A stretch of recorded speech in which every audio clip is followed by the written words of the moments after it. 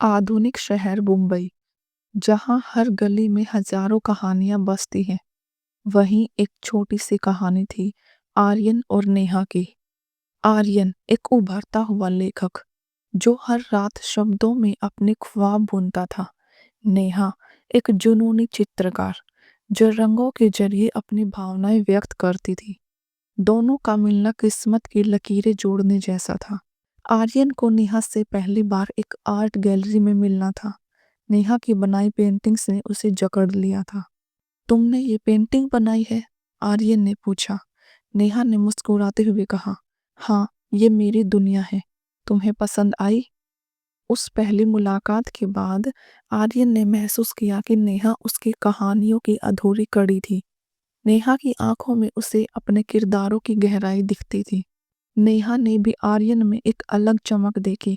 उसकी बातें, उसके शब्द, हर चीज में सच्चाई और गहराई थी। धीरे धीरे दोनों के बीच बातचीत शुरू हुई, कभी कॉफी के कप के साथ तो कभी समुंदर किनारे टहलते हुए। दोनों के बीच कला और जिंदगी के हर पहलू पर चर्चा होती थी। एक दिन जब बारिश हो रही थी, आर्यन ने नेहा को एक पुराने कैफे में बुलाया। कैफे की खिड़की से बारिश की बूंदें टकरा रही थी। नेहा, क्या तुमने कभी सोचा है कि कला और जिंदगी एक दूसरे के बिना अधूरी है? आर्यन ने पूछा। नेहा ने मुस्कुराते हुए कहा, हाँ, जैसे हमारी दोस्ती, जो अब सिर्फ दोस्ती से ज्यादा महसूस होती है। आर्यन ने अपनी डायरी निकालकर एक कविता सुनाई। तुम्हारे रंगों ने मेरी कहानियों को नई जिंदगी दी। तुम्हारे मुस्कान ने मेरे शब्दों में खुशी भर दी। क्या तुम मेरे ख्वाबों का हिस्सा बनोगी? नेहा की आंखों में आंसू आ गए। उसने जवाब दिया, हाँ, लेकिन सिर्फ ख्वाबों में नहीं, हर पल में। नेहा और आर्यन का प्यार खिलने लगा था, लेकिन जिंदगी ने उन्हें एक और इम्तिहान देने की तैयारी कर ली थी। नेहा के पिता को उनका रिश्ता मंजूर नहीं था।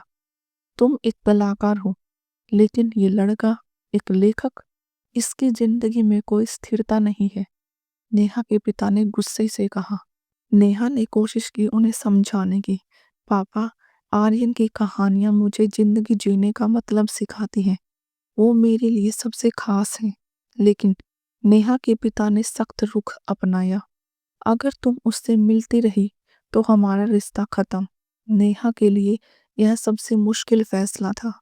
नेहा ने आर्यन से कहा, मैं तुमसे प्यार करती हूँ, लेकिन पापा को तकलीफ नहीं दे सकती। शायद हमें अलग होना पड़ेगा। आर्यन ने उसे रोका। प्यार तो बाधाओं को पार करने का नाम है नेहा। क्या तुम मुझ पर भरोसा नहीं करती?